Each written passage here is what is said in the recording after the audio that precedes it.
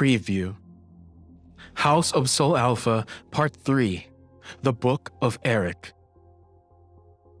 Satan took Lucinda's hand as they exited from their black limousine. The senator smiled as she got up from her seat. "That went well, don't you think?" Satan said. "The whole audience loved you." "Of course they did. They always do," Lucinda whispered, smiling for the journalists and photographers taking pictures of the senator and her husband, the new Speaker of the House from California. Satan and Lucinda walked together to their private jet to get away from the public. As soon as the plane took off, Satan breathed a sigh of relief, and Lucinda cracked open a cold glass bottle of sparkling water. Satan slammed his fist on a black leather seat. "What in the world is going on? We've been waiting for Kronos to contact us for months. I didn't see him anywhere. He was supposed to be with us once he was back to full power. Now the Soul Alphas still stand with their shiny new council." With glowing blue eyes, Lucinda stood up and blew a breath of cold air into Satan's face with her powers. "You need to cool down, honey. Take it from the usual hothead." Satan nodded and sighed. "We followed Brian's instructions carefully. How much longer do we have to wait? I don't even feel his presence anymore, not since the semester started.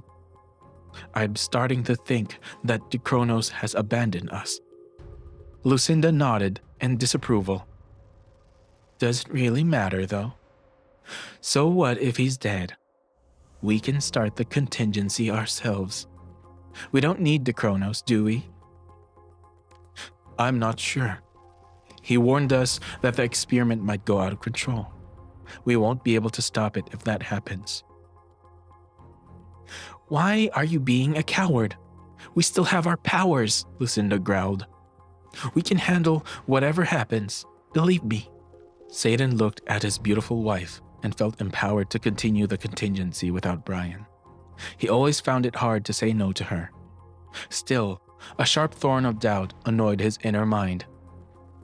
Against his gut feeling, Satan pressed the plane's intercom to speak to the pilot. As he spoke into the microphone, his eyes glowed with red light. "There's been a change of plans.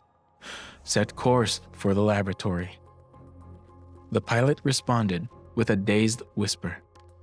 "Right away, sir." Satan spoke again.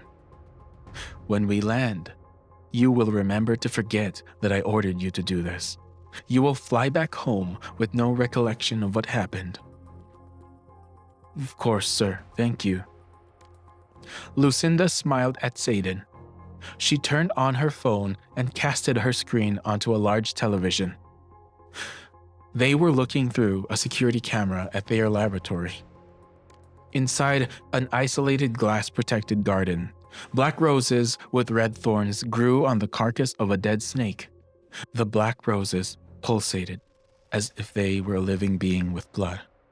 "We will harvest you soon," Lucinda said, "and then we can take care of a few people." Satan kissed Lucinda. "Just you wait, my future First Lady. The equal world we want to create will soon be a reality. There's still a chance for justice, even without Kronos helping." The couple whispered, "Long live Umbra Omega." House of Soul Alpha is a work of fiction. Names, characters, businesses, places, events, locales, and incidents are either the products of the author's imagination or used fictitiously. Any resemblance to actual persons, living dead or resurrected, or actual events is purely coincidental. House of Soul Alpha is available only on Amazon.com and its associated apps as part of the KDP Select program. House of Soul Alpha is also available as paperback and hardcover. Thank you for listening. Please go to houseofsoulalpha.com for bonus content and to sign up for our newsletter. You can follow us on social media at House of Soul Alpha on most platforms. This has been a Light of Truth production.